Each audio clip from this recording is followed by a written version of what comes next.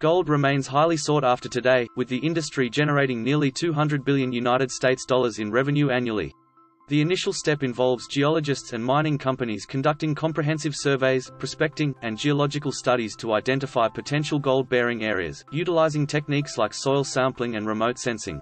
Once promising gold deposits are located, the site is prepared for mining operations, involving clearing vegetation, constructing access roads, and establishing necessary infrastructure. The actual gold mining process mainly centers on lode deposits, also known as vein deposits, which necessitate hard rock mining. This process entails the removal of gold-bearing rock through drilling and blasting. Specialized machinery, like long-hole drill rigs, is used for drilling, which involves inserting a drill steel into the rock or ore face while compressed air aids in removing the drill cuttings.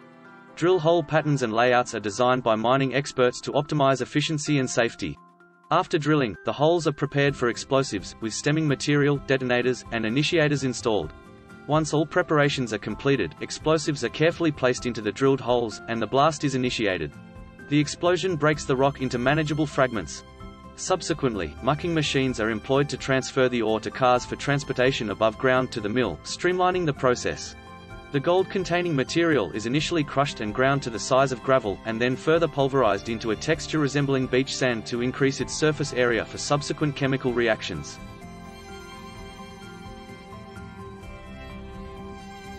Water and a cyanide solution are added to form a pulp, which flows into settling tanks.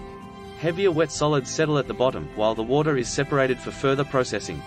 In the agitation tank, air is blown into the wet solids in a process called aeration or air agitation to introduce oxygen, triggering a chemical reaction between the cyanide and the trapped gold in the ore. Once the gold-cyanide complex forms and aeration is complete, the slurry is sent to drum filters for filtration, effectively separating water containing the gold from solid impurities. To recover solid gold from the loaded solution, precipitation is used, typically employing agents like zinc, carbon, or aluminium.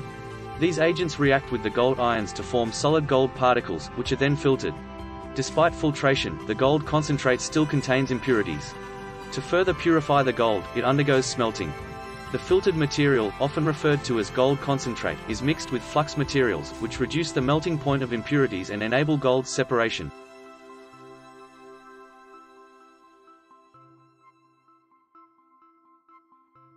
This mixture is introduced into a high-temperature furnace, reaching temperatures of around 1,600 degrees Celsius. The gold separates from other elements based on their densities, with gold sinking to the bottom and impurities flowing to the surface. The collected slag is checked to ensure it contains no gold before discarding any gold-free remnants.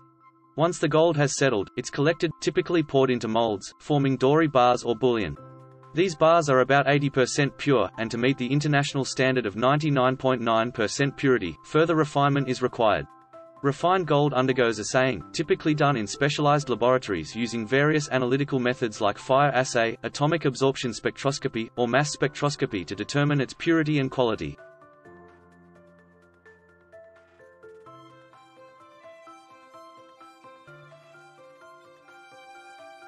Once refined, gold can be processed into various forms, including bars, coins, jewelry, or for industrial applications.